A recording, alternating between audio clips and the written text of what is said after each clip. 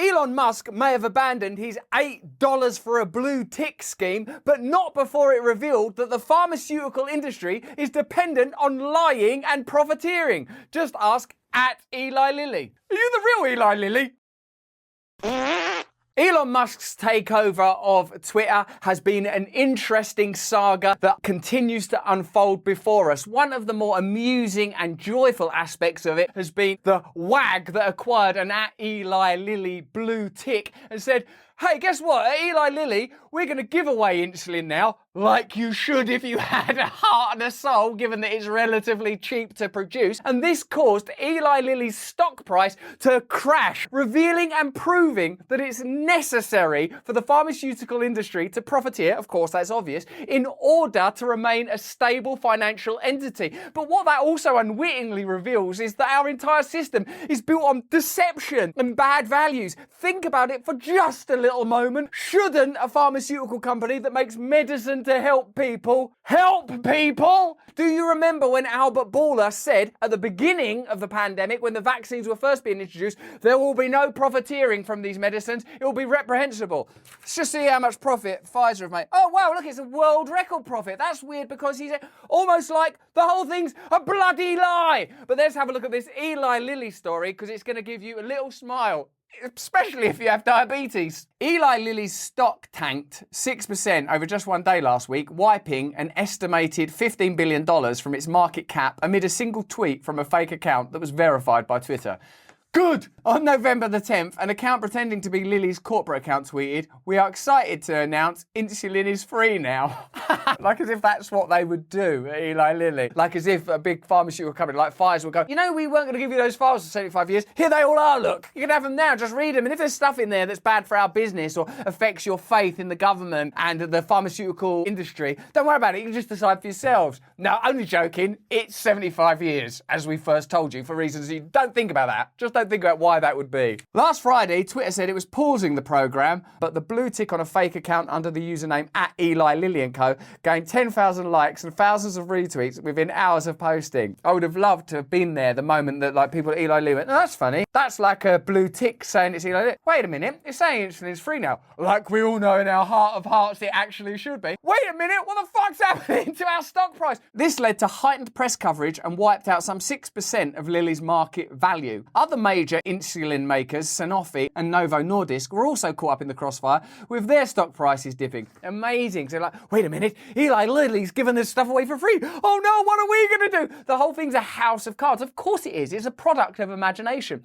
All of our culture, all of our systems, all of the trade and barter is born out of faith-based systems. That's why you have to be kept spellbound and hypnotized and hugely conditioned, because the minute you go, I'm not participating anymore, I'm not going to work, I'm not buying anything like that, I'm not going to cooperate, it's like, uh-oh. Problem is, of course, we're all too bloody terrified to do that because you're kept in a state of perpetual fear and angst, terrified that you might say something wrong, that you might do something wrong. So then when people come along that's certain this is the solution, whether it's from a left position or a right position or from a religious position or an atheistic position, like poor little gaseous sheep clouds, we just wander off in whatever direction they heard us. Eli Lilly, Novo and Sanofi control 90% of the insulin market. That's good for business. That doesn't allow them to gouge prices and control the markets, I wouldn't imagine. After its stock tanked, the company issued the following message from its official account. "We apologise to those who have been served a misleading message from a fake Lilly account." Yeah, sorry about that. Do you know, there's a real problem here. You've been served a fake message. Oh, this is another problem as well, where we've been charging you much too much money for insulin, which you don't have any choice about whether to, I mean, you do have a choice, you could just die. And it would seem that in a fairer, just world, guided by some sort of spiritual principles that we all claim to have, you would just give to people at a reasonable price, at a cost price. We're not going to apologise for that. Sorry that you were misled for a moment that the world was a fair and decent place. Let's get you back on track. The world is an unfair, profiteering, ugly place based on greed. And there's nothing anyone can do about it. There is something you could do. Yes, and you're much too noisy as well. Eli Lilly reported a worldwide revenue of $28.3 billion for the full year of 2021, indicating a 15% rise against the $24.5 billion for the full year of 2020. Frederick Banting, who discovered insulin, famously sold its patent for $1 and stated, "Insulin does not belong to me, it belongs to the world." That's right, Frederick. That is exactly what a great guy. Frederick, everybody. Frederick, would you mind just signing this? It's a birthday card for some kids we know that have got diabetes. What's this in the small print? Don't worry about that, Frederick. Just hand over that patent nicely for $1. Okay. Well, Frederick, you're a great guy, and let's stay true to your memory. What was that thing you said again, Frederick? Just remind me. Oh, insulin does not belong to me. It belongs to the world. That's lovely, Frederick. Okay, bye, Frederick. See ya. Bye. Is he gone? Is he gone? Insulin 6,000 times the price, motherfucker! Sorry, what did you say? I was just saying, what a great guy you are, Frederick. Despite its discovery more than 100 years ago and the generosity of Banting and the co-inventors, many people living in the United States still struggle to afford access to the insulin they need. This is a perfect example of how the system functions. The model requires the extraction of profit. The model doesn't not require regulation. It extracted all basic spiritual principles like unity, togetherness, service, cooperation, community. All those things are completely out the window. They call themselves something like Eli Lilly and write it in a sort of a cursive hand, like it's a person. Hello, it's me, Eli Lilly. Like Eli Lilly is like Frederick Banting, some sort of friendly, affable pharmaceutical provider and inventor. But Eli Lilly is just a set of interests that doesn't care about really anything. They would stop making that insulin if they couldn't extract the profits. Their characteristics as individuals or as an individual company are irrelevant because there is an imposed set of principles that are shone down, that are beamed down, ground into your consciousness that prevent you from making free choices. You can see that because when some wag just puts, we're giving it away for nothing, the whole system falls apart. It can't sustain even the smallest amount of kindness. And I think there's great hope in that because it shows you, doesn't it, if we were to, in the spirit of unity and mirth, join together in opposition of these negative principles, that the world would change. Diabetes, a disease that can wreak havoc on organs, eyesight and limbs if left unmanaged, affects more than 37 million US adults and is the country's 7th leading cause of death. I bet those other 6 are pretty profitable as well. Meanwhile, the price of insulin, which is needed to treat diabetes, is so astronomical in the US that experts have accused the federal government and pharmaceutical industry of violating human rights. It's actually against the rights of a human. I mean, you see George Carlin on that, and he'll point out that human rights is ultimately a concept. If you don't think humans are special, if you don't think there's such a thing as the spirit, if you don't think there's such a thing as love, then just treat human beings as a commodity, as a potential customer. But if you do think human beings are sacred, if you do think nature is beautiful, no matter from what denomination or through which perspective, then you have to have values and you have to create cultures that are reflective of that idea. That's why there is a kind of oddly materialistic and rational nihilism that pervades our entire culture that thankfully can be punctured by a single blue tick trick. Although it costs a mere $10 to produce a vial of insulin, uninsured patients in the US pay $300 to $400 per vial of the century-old drug because the 3 pharmaceutical corporations that control the nation's lucrative insulin market charge excessive prices with very little pushback from congressional lawmakers. There you are then. There's the problem. If congressional lawmakers went, hey, it doesn't seem fair that uninsured people who could be paying $10 for a vial of insulin are paying $300 to $400, why don't we, I don't know, like sort of create like a law like now, like where it's like you have to charge sort of $10 for insulin. Oh, well, is there this thing where there's lobbying? Is there a thing where people in Congress own stocks and shares in those companies and regularly beat the market with their trading? Yeah, there is that, but that's not going to affect this thing that's clearly the right thing to do, is it? Yeah, it is going to affect it. It's going to control it and determine it. But what about the democratic processes that we're all meant to believe in, that we're all meant to get excited about? It's the midterms. Let's vote for this one. Let's vote for that one. I don't like that one. He's sexist. I don't like that one. He's tired all the time.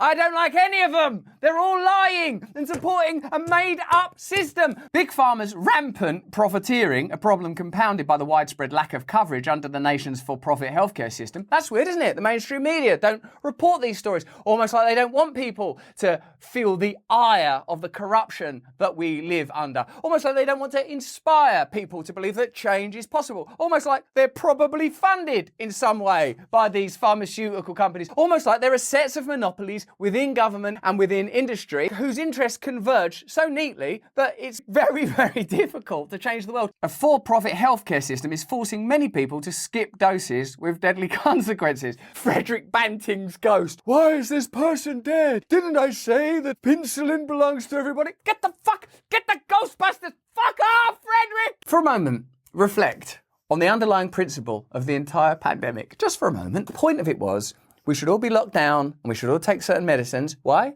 Because human life is sacred. That we should all protect one another. That we should all love one another. It's not to do with the government wanting more power or the pharmaceutical industry wanting to make more profit. Oh, what? Are you a conspiracy theorist? No. This is about the sanctity of human life. Oh, okay. So this sanctity of human life, how is it playing out in the old insulin realm? It's weird, the sanctity of human life. It's very segmented and temporal. This human life, very sacred. This one, not so sacred. This moment in history, human life sacred. Oh, right. It's almost like you're using those principles and ideas to meet another agenda that's sort of to do with profit and power. Now, it could seem like that to an idiot or a conspiracy theorist, but actually what that is just sacredness. We're just interested in protecting human life. And if you don't believe in that, you're a conspiracy theorist and you're probably unvaccinated and this whole thing's your fault. Recent studies found that 1.3 million in the US ration insulin, including an estimated 1 in 4 people with type 1 diabetes. People without insurance are the most likely to ration insulin, followed by those with private insurance. As people in the United States struggle to access affordable insulin, the 3 big drug corporations that manufacture insulin have repeatedly and sharply raised prices and aggressively sought to extend lucrative product monopolies. What's your problem? All we've done is repeatedly and sharply raised prices and aggressively sought to extend lucrative product monopolies. What's wrong with that? The good news is, though, after the midterms, remember, most important midterms in history, what will happen? What will happen? The Democrats got the Senate and the Republicans got the House, so obviously either the Democrats in the Senate or the Republicans in the House, they'll do something to regulate Big Pharma in a way that's meaningful and actually helps people, won't they? Let's just wait for the phone to ring. Who will be first? Will it be the Democrats or the Republicans that come through to help the people that they were elected to? Phone still not ringing. Is this phone broken? Hello? Hello?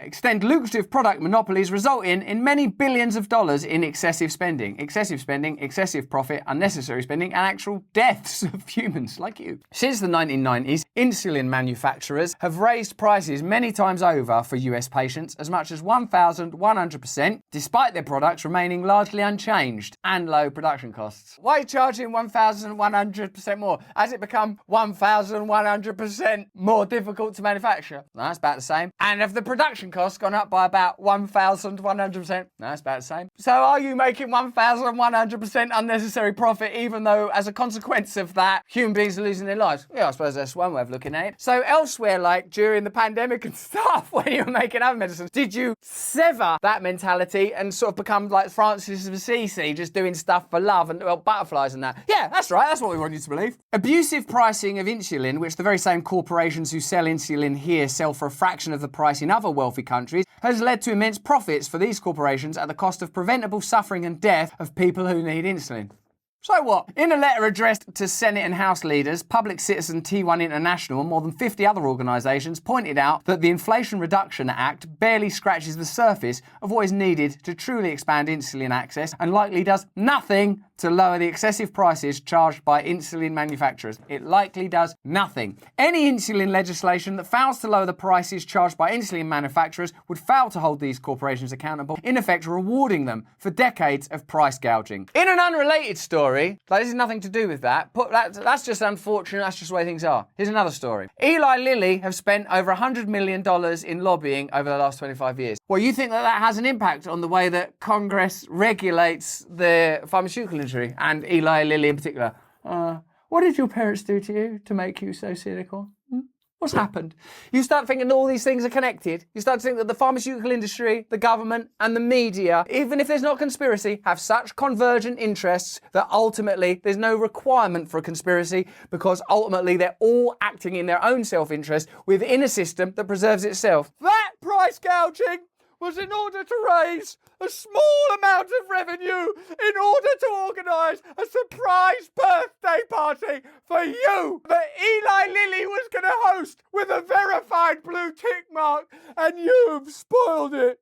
You're just like your big pharma. So there you are. Does the Eli Lilly blue tick fiasco and subsequent stock price fall demonstrate to you that it's possible through mirth, mayhem, activism, new ideals, and the hope and heart of the human spirit mean it's possible to change the world, if even for a moment, to create a fissure through which the spirit could gloriously shine? Or should we just carry on letting Eli Lilly, Pfizer, all of the other ones continue to profiteer in an unregulated and un-blue-checked manner? Let me know in the comments, let me know in the chat. If you enjoyed this video, have a look at either of these. Sign up to my mailing list. Remember, subscribe, turn on the notification bell in case the system turns against us. Love ya, stay free.